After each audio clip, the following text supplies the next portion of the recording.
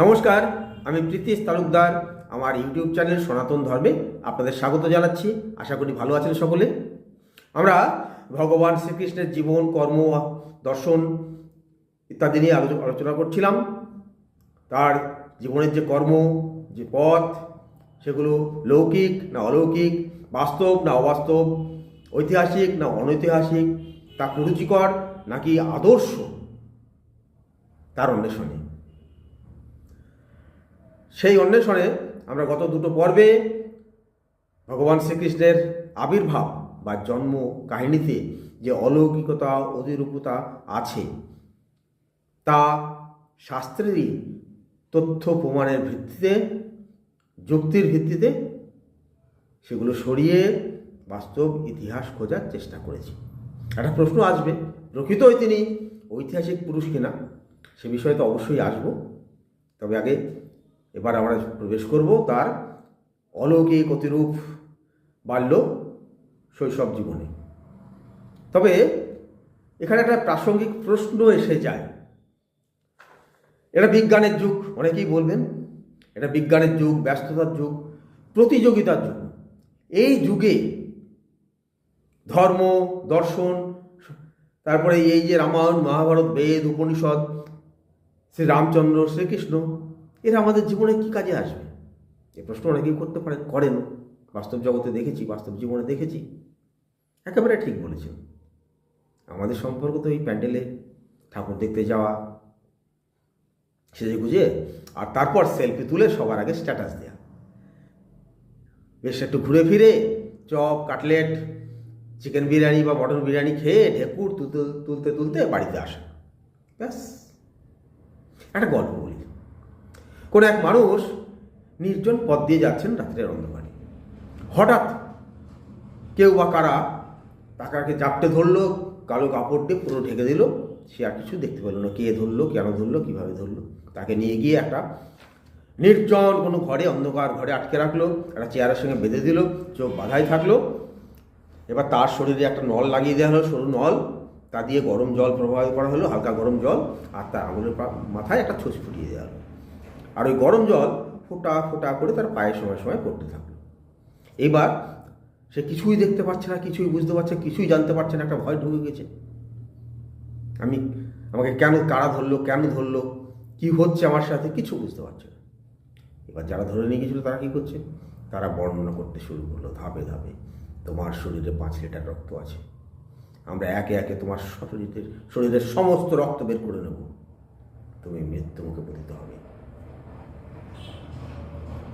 এই বের করছি, এই 250 গ্রাম রক্ত বেরোলো, এই ধাপে ধাপে হাফ কিলো বেরোলো, 1 কিলো, 1.5 কিলো, 2 কিলো, আর একটু রক্ত বেরোলেই তোমার মৃত্যু হবে। এই যখন আস্তে আস্তে আস্তে আস্তে বর্ণনা করছে, তখন দেখা গেল হার্টবিট বেড়ে গেছে, তার প্রেশার বেড়ে গেছে। একটা সময় এসে সে হার্ট ফেল করে মারা গেল। কিন্তু বাস্তবে কী হয়েছিল? তার শরীরের সমস্ত কিছুই ছিল। আমাদেরও কি সে তেমন হবে না? আমাদের চোখের সামনে তো সব অন্ধকার। আমাদের নাই ইতিহাস, নাই সংস্কৃতি। একটা সময় ছিল মোগল, পাঠান যারা এসেছিল, তারা আমাদের যা ছিল সম্পদ, লিটারেসি, সব ধ্বংস করার চেষ্টা করেছে। তারপরে যারা ইংরেজি এসছে, তারা আমাদের যেটুকু ছিল সেটুকু ভুলিয়ে দিয়ে বোঝানোর চেষ্টা করেছে, তোমাদের কিচ্ছু ছিল না, কিচ্ছু নাই, সব আমাদের কাছ থেকে শেখো। আর যখন দেখলো না এদের অনেক কিছু আছে, তখন কি করলো? ওই বলে তোমরা তো এদেশের লোক না, ওই বাড়ি থেকে এসছো, হ্যাঁ, মধ্য এশিয়া থেকে এসছো, ইরান থেকে এসছো, কোথায় থেকে এসেছিলো, এসেছো জার্মান থেকে এসছো ইত্যাদি, তোমাদের কিচ্ছু ছিল না। আমরা তাই মেনে নিচ্ছি, যা বলে গেছে তাই বলছি, আমরা নিজেরা খোঁজ করে দেখছি না। যখন আমরা আমাদের নিজেদের ইতিহাস, সংস্কৃতি, ধর্ম ঠিকভাবে জানবো না, বুঝবো না, তখন আমাদের যা বোঝানো হবে, যা শেখানো হবে, তাই আমরা মেনে নেব। তারপর আমাদের যে কোনো দিক দিয়ে যা সহজ হবে, তাই না? আমরা তো তখন তাদের প্রভুদের মেনে নিয়েছি, আর আমাদের কিছু নাই জেনে নিয়েছি। আপনারা সকলেই শুনেছেন যে স্বামী বিবেকানন্দের একটা উদ্ধৃতি আছে নেতা মন্ত্রীরা খুব বলেন। আর যারা নিজেদের প্রগতিশীল ধর্মনিরপেক্ষ সেকুলার বলেন, তথাকথিত সেকুলার, তারাও স্বামী বিবেকানন্দের একটা উদ্ধৃতি খুব বলেন, গীতা পাঠ অপেক্ষা ফুটবল খেলা ভালো। তারা কি পড়েছেন আমি জানি না, তারাও হয়তো কারো কাছ থেকে শুনেছেন। কিন্তু আপনারা কোন প্রসঙ্গে, কবে, কোথায় কথা বলেছিলেন তিনি? সত্যি বলেছিলেন কারা? এইটুকুই বলেছিলেন না এর আগে পরে কিছু আছে, কোনো একটা বিশেষ প্রসঙ্গে আছে এবং তারপর কিছু বলে বুঝিয়েছেন? সেগুলো না জানলে কি অর্থ দাঁড়াচ্ছে? যা বুঝিয়ে দিল তাই বুঝলাম, দেখি গীতাপাঠের প্রয়োজন নাই, ফুটবল খেলবো, অন্য কিছু করব, তাই না? আমরা যদি ওটা পড়ি, জানি, তাহলে আগেরটুকু পরেরটুকু প্রসঙ্গ সব বুঝতে পারবো। আমি যখন বলেছেন কি তারপরে, কারণ শরীর যদি সুস্থ থাকে, মস্তিষ্ক যদি সুস্থ থাকে, তাহলে আমরা ধর্মকেও ভালোভাবে বুঝবো, গীতাকেও ভালোভাবে অনুধাবন করতে পারবো, তার ইম্পোর্ট করতে পারবো। গীতা তো আগুন সব দিক থেকে। দুর্বল শরীরে তার পুট হবে কি করে? আমি নিজেকে পুট করবো কি করে? নিজের মধ্যে গ্রহণ করবো কি করে? দুর্বল মস্তিষ্কে, দুর্বল শরীরে। কাকে বলেছিলেন? অর্জুনকে, যিনি সবল ছিলেন, শক্তিশালী ছিলেন, মেধাবী ছিলেন। আমরা দুর্বল হয়ে পারবো? তাই স্বামী বিবেকানন্দ বলেছেন, গীতা পাঠ অপেক্ষা ফুটবল খেলা ভালো। তোরা ফুটবল করো, শরীর গঠন করো। শরীর গঠিত হলে সুস্থ শরীরে সুস্থ মস্তিষ্কের বিকাশ হবে। আর সুস্থ শরীর, সুস্থ মস্তিষ্ক নিয়ে গীতাকে ভালোভাবে অনুধাবন করতে পারবে, বুঝতে পারবে।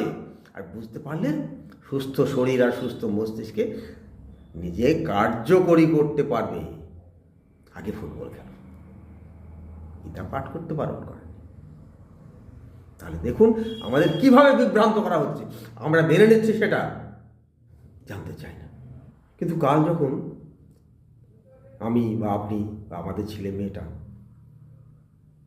এই অজ্ঞতার বশে অপরের দ্বারা মগজদলা হয়ে, বাধ্য হয়ে, বা যে কোনো পথে অন্য ধর্ম গ্রহণ করব, ইসলাম বা খ্রিস্টান ধর্ম গ্রহণ করে ফেলব, তখন কিন্তু আমাদের সেকুলারিজম চলবে না। তখন আমাদের মাথায় টুপি উঠে আসবে, মুখে গোপ ছাড়া দাড়ি গজাবে, প্যান্টটা নিচ থেকে কিছুটা ঝোল কমে যাবে। বুঝছেন? তাকিয়ে দেখুন, আফগানিস্তান চলে গেছে, পাকিস্তান চলে গেছে, বাংলাদেশ চলে গেছে। শুধু ভৌগোলিকভাবে যায়নি, সেখানেও তো সনাতন হিন্দুরা বাস করত, তারাও চলে গেছে। এমনকি ভারতেও। আর গিয়ে কি করছে? তারা আর ইতিহাস স্বীকার করতে চায় না। আমরা জানতে চাই না, তারা স্বীকারই করতে চায় না। তাদের জানালেও শিখত, আমরাও তাই হয়ে যাব। আপনি কি জানেন, আমাদের ইতিহাস সংস্কৃতি শুধু না, আমাদের দর্শন সাহিত্য শুধু না, জ্ঞান, বিজ্ঞান, শিল্প, চিকিৎসা, নৃত্য, সঙ্গীত, সমস্ত দিক থেকে আমাদের ভারতবর্ষ, আমাদের সনাতন হিন্দু ধর্ম কবে উৎকর্ষ লাভ করেছিল? যখন বাকি পৃথিবী অর্ধনম্র, অর্ধসভ্য হয়ে জঙ্গলে বাস করছে, তখন আমাদের ভারত, আমাদের অতীত জ্ঞানের আলোয় উদ্ভাসিত। আপনি কি জানেন যে প্রথমে মাধ্যাকর্ষণ শক্তিকে আবিষ্কার করেছে স্যার আইজাক নিউটন? ইউরোপ। আমরা সেটাই শিখেছি। আমাদের দর্শনে কি আছে খুঁজে দেখিনি। আকৃষ্ট শক্তিশ্চ মোহিত ইয়াত খস্তং খস্তং গুরু সাবিমুখং সশক্তা আকৃষ্টতে তৎপততি ভাতি। আমরা জানার চেষ্টা করেছি। নিউটন তো 350 বছরও এখন হয়নি, অথচ আমাদের পুরাণ, আমাদের বেদ, উপনিষদ অনেক অনেক প্রাচীন। তখনই বলা আছে যে এই পৃথিবী যখন কোনো গুরুভার বস্তুকে নিজের দিকে আকর্ষণ করে স্বশক্তিতে, অপশক্তি দ্বারা, তখন সেই বস্তু পৃথিবীর দিকে পড়তে থাকে এবং সেটা পড়ছে বলে মনে হয়, পৃথিবীর শক্তিতে আকৃষ্ট হয়। এটাই তো মাধ্যাকর্ষণ শক্তি। পৃথিবীর শক্তির কথা বলে দিয়েছে সেখানে। আপনি কি জানেন পৃথিবীর আকার?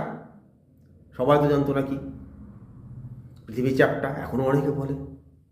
ওরা ধার্মিক অনেক আছে পৃথিবীতে। পৃথিবী চারটা। এই তো সেদিন পৃথিবী গোল বলা হয়েছে। এইসব বিজ্ঞান আবিষ্কারের জন্য কত শাস্তি দেওয়া হয়েছে, কতজনকে মেরে দেওয়া হয়েছে। আমাদের ভারতে এরকম হয়নি, কাউকে মেরে দেওয়া হয়নি। পৃথিবী গোল, তার সুমেরু কুমেরু একটু চাপা, কমলা লেবুর মতো, আমরা তো পড়েছি, তাই না? কপিত্ব ফলবৎ দৃশ্যম দক্ষিণ উত্তরয়ং সমম, এটা কি পড়েছি? এটাকে জেনেছি, আছে আমাদের শাস্ত্রে। অনেক অনেক অনেক বছর আগে, অনেক কয়েকশো বছর আগে আমাদের শাস্ত্রে লিখে রয়েছে, বেশ কিছু কয়েক শতাব্দী আগে। আমরা জানার চেষ্টা করি না। এটা আমাদের গর্ব না? আমরা সেই উন্নত সংস্কৃতির ধারক বাহক না? আমেরিকা সেদিন সভ্য হলো। আমাদের সমাজ, আমাদের ঘরের ছেলে মেয়ে আমাদের ধর্ম ও সংস্কৃতি সম্পর্কে কি জানে? কতটুকু জানে? কি দেখে? ধর্মের নামে প্রতিমার পূজা, বিশাল বিশাল প্যান্ডেল, আর বুক কাঁপানো ডিজে নাচ, ডিজে বাজিয়ে উদ্দাম নাচ, মদের ফোয়ারা, তাই তো? বাড়িতে ঠাকুর ঘরে বা কুলুঙ্গিতে কিছু দেবদেবীর ছবি, তার সাথে নকুলদানা, ছোট্ট গ্লাসে জল। আমার বাড়িতে, আপনার বাড়িতে, প্রতিবেশীর বাড়িতে কেউ মারা গেলে হরজামের দল লাগে, শ্মশান যাত্রী লাগে, মদের বোতলটা ধরিয়ে না দিলে সেটাও পাওয়া যায় না, তাই না? এই ধর্মের ধারণা নিয়ে তারা কি গর্ব করবে বলুন তো? কাল আপনার মেয়েটা একটা অন্য ধর্মের ছেলের প্রেমে পড়লে কিন্তু সহজেই তার দ্বারা মগজ ধোলাই হয়ে তার ধর্মে চলে যাবে। আবার আপনার ছেলেটা, সেও অন্য ধর্মের মেয়ের প্রেমে পড়লে নিজের ধর্মের কথা ভাববে না, সেও নিজের ধর্ম ত্যাগ করে অন্য ধর্মে চলে যাচ্ছে। একেবারে দা কুমড়ো অবস্থা। দায়ের উপরে কুমড়ো পড়লে যা, কুমড়ো কাটবে, কুমড়োর উপরে দা পড়লেও তাই, কুমড়োই কাটবে। কেন এরকম? কারণ তো এটাই, আমরা কিচ্ছু জানি না, জানতে চাই না, আমাদের গর্ব নাই, আত্মঅহংকারে অহমিকা দরকার আছে। আমার এই সংস্কৃতি, আমার এই আদর্শ, আমার এই ইতিহাস। বিশ্বাস না থাকলে আত্মবিস্মৃতি তো মৃত্যুর নামান্তর। অপরদিকে ওরা নিজের ধর্ম, সংস্কৃতি সব কিন্তু জানে। আমরা জানি না, আমরা পাশাপাশি বাস করছি, ওদেরটা তো জানি না, নিজেরটাও জানি না। আর ওরা সচেতন। ওরা যখন প্রশ্ন করবে, আরে তোরা তো নিজের ধর্মের মানুষকে এই ছোট জাত বড় জাত করে রেখে দিয়েছিস, অস্পৃশ্য করে রেখে দিয়েছিস, তাই না? তোদের শ্রীরামচন্দ্র তো নিজের বউকেই বিশ্বাস করেনি, তাকে আগুনে প্রবেশ করতে বাধ্য করেছিল। তোদের শ্রীকৃষ্ণ তো 16,000-এর বেশি বিয়ে করেছিল, নিজের মামির সঙ্গে প্রেম করছিল অবৈধ। আবার গোপপল্লীর কুমারী যুবতী এবং বিবাহিত যুবতীদের সাথেও ফষ্টি নষ্টি করতে ছাড়েনি কাউকে। কি বলবে? মাথা নত হবে না? কোনো উত্তর দিতে পারবে? সারেন্ডার হবে। তার ভিতরে একসময় হবে, তাই তো, কি ধর্ম এটা? একে আমি বিশ্বাস করি না, মানি না, আমি নাস্তিক। প্রথমে নাস্তিক, তারপরে কি হবে? কনভার্ট। তখন সে চরম আস্তিক। ইউরোপীয় ঐতিহাসিক ও পণ্ডিতরা বলেন, ভারতীয় হিন্দুদের প্রাচীন সাহিত্যের অন্যান্য শাখা অতি সমৃদ্ধ হলেও আর্য ঋষিগণ প্রাচীন ভারতের পুরাবৃত্ত বা ইতিহাস রচনায় মনোযোগী ছিলেন না, এবং সে কারণে অতীত ভারতের তথ্যমূলক ধারাবাহিক ইতিহাস নাই বললেই চলে। সামান্য যাহা কিছু ঐতিহাসিক তথ্য বিক্ষিপ্তভাবে পুরাণাদি গ্রন্থে পাওয়া যায়, এই যারা মনে পুরাণাদি গ্রন্থে ইতিহাস আছে তাদের হিসাবেও, তাহা প্রক্ষিপ্ত এবং অতিরঞ্জিত। এটাও খেয়াল রাখুন, এই দুটো শব্দ, প্রক্ষিপ্ত এবং অতিরঞ্জিত। দোষে দুষ্ট। প্রক্ষিপ্ত কাকে বলে? যে মূল গ্রন্থের অংশ নয়, যেটা অনেক পরবর্তী বিভিন্ন সময়ে আলাদাভাবে অন্য কারো দ্বারা রচিত হয়ে সেখানে প্রবেশ করানো হয়েছে, গুঁজে দেওয়া হয়েছে, আর অতিরঞ্জিত। মূল বাস্তব সাধারণ ঘটনাকে নানা কিছু মিশিয়ে একটা অতিরূপ দেওয়ার চেষ্টা, অতিরঞ্জন। আর এগুলো কাহিনীর সাথে এমন অবিচ্ছেদ্যভাবে জড়িত যে উদ্ধার করা কঠিন। কাহিনীর সাথে জড়িত, সেটাই বলতে চাইছি।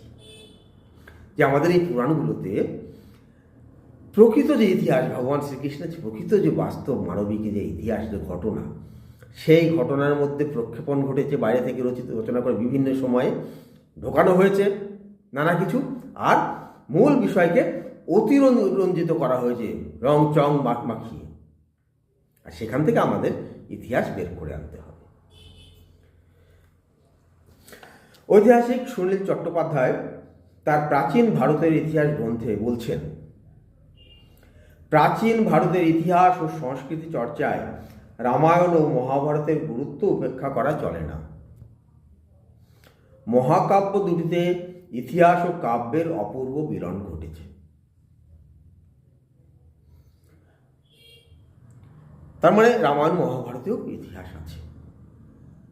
তার সেই ইতিহাসগুলোকে আমরা যদি বলি যে অলৌকিকতা আছে, অতিরূপতা আছে, অতিরঞ্জন আছে, যা কখনোই বিশ্বাস করা যায় না, যা বাস্তব হতে পারে না, সেটাকে কেন ঢুকলো, কেন কি হলো, সেটা নিয়ে আলোচনা করা দরকার, আমাদের জানা দরকার। এবং তারপর সেখান থেকে মূল ঘটনা, মূল যে ইতিহাস, সেটাকে খুঁজে বের করা দরকার। আলোচনা করবো সেসব নিয়ে। আর তার আগে আমরা প্রবেশ করছি মূল ঘটনায়, যেখানে আর গোপাল, আমরা গোপাল বলি, এখন তো ঘরে ঘরে গোপাল পুজো হয়। গোপালের কীর্তি শিশু অবস্থায়, বাল্য অবস্থায়, বালক অবস্থায়, কৈশোর অবস্থায় তার যে কীর্তি, সেই কীর্তিগুলো শুরু করব। তার সেই কীর্তিকলাপ অনেক। বিষ্ণু পুরাণে একরকম, ভাগবত পুরাণে একরকম, হরিবংশে আর এক রকম, ব্রহ্মবৈবর্ত পুরাণে আর এক রকম, এরকম আছে। আর বিভিন্ন রকম বর্ণনা, বিভিন্ন রকম রঞ্জন, অতিশয়োক্তি ক্রম বেড়ে চলেছে তার ঘটনা ইত্যাদি। যাই হোক, তার মধ্যে থেকে আমরা বের করার চেষ্টা করব। সবগুলো নিয়ে আলোচনা সম্ভব নয়, কিছু কিছু বিষয় নিয়ে আলোচনা করব। যেমন ধরুন পুতনাবধ, রাস, কালীয় দমন, গিরি গোবর্ধন ধারণ, এরকম মুখ্য কতগুলো বিষয় নিয়ে যদি আলোচনা করি এই জীবনটার, তারপরে তার মথুরাগমন, কংসবধ, এগুলো নিয়ে আলোচনা করলে মূল ঘটনাটা, মূল বাস্তব বিষয়টা, যৌক্তিকতাটা আপনারা সকলেই বুঝতে পারবেন, আমরা সকলেই বুঝতে পারবো, এবং বাকি বিষয়গুলোও বুঝে যাব, বাকি ঘটনাগুলোও পরিষ্কার হয়ে যাবে। আগামী সপ্তাহে আসছি, পুতনাবধ থেকে শুরু করব। তার আগে আপনাদের কাছে অনুরোধ, আমাদের নিজেদের স্বার্থে, নিজেদের আত্মবিশ্বাসের স্বার্থে, নিজেদের জানার স্বার্থে আপনারা আমার চ্যানেল দেখুন, অন্যকে দেখতে বলুন, সাবস্ক্রাইব করুন, ছড়িয়ে দিন। আমি একটাই কথা বলবো, আমি ব্যবসার জন্য এখানে আসিনি। ইউটিউব এবং এই যে স্মার্টফোন আসার অনেক আগেই আমি এই বিষয়টাকে পুস্তক আকারে লিখে রেখেছিলাম, যদিও বিশেষ কারণে আমি প্রকাশ করতে পারিনি, তা করিনি, ভবিষ্যতে করবো অবশ্যই। এবং তারও অনেক আগে থেকে, কারণ একদিনে এগুলো লেখা যায় না, অনেক আগে থেকে সেই যন্ত্রণার কথা বলছিলাম, যেটা প্রথমেই শুরুতে, সেই যন্ত্রণা নিয়ে, যে আমাদের ভগবান, আমাদের ঈশ্বর, তাকে এইভাবে কেন দেখানো হচ্ছে, তা কেন আছে, সেই যন্ত্রণা নিয়ে কৃষ্ণ অন্বেষণ শুরু করেছিলাম। তারপরে লেখা, আর আজ আমি এ নিয়ে উপস্থিত হয়েছি। আমি আমার ধর্ম, আমার সংস্কৃতি, আমার গর্ব, আমার ইতিহাসের স্বার্থে। আর সকলেই তো আপনারা আমার, আমি আপনাদের, তাই আসুন আমরা সকলে মিলে জানি, গর্বিত হই। নমস্কার।